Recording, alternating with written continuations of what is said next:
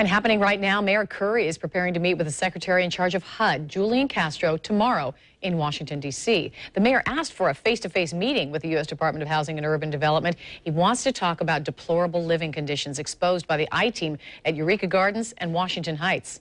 I-Team investigator Lindsay Gardner will be flying to Washington to cover the mayor's visit.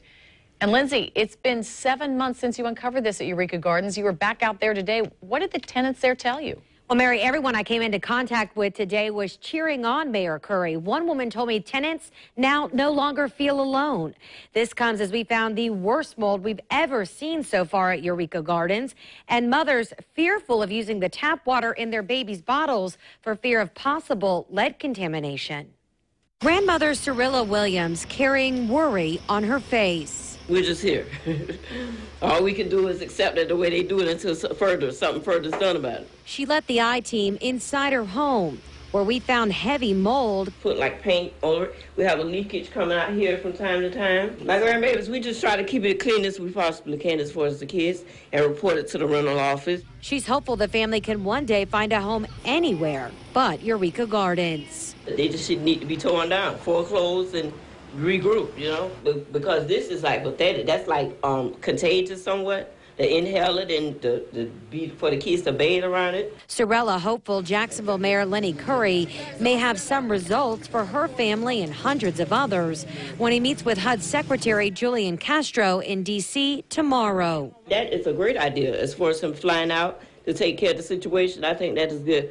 A great idea, and he does have my vote. Her neighbor, Karamie Hamilton, hopes for one outcome, for Reverend Richard Hamlet and his Global Ministries Foundation to get booted. All these complaints and you never go out and see about your properties, you don't care. You don't care. You're getting what you want, money. Next door, where a 10-month-old baby plays, we found walls ripped out for mold remediation, wires exposed. His mother using bottled water for his bottles for fear of possible lead contamination. The house next to that, all walls torn out, the kitchen, the bathroom, the bedroom, all to get rid of more mold.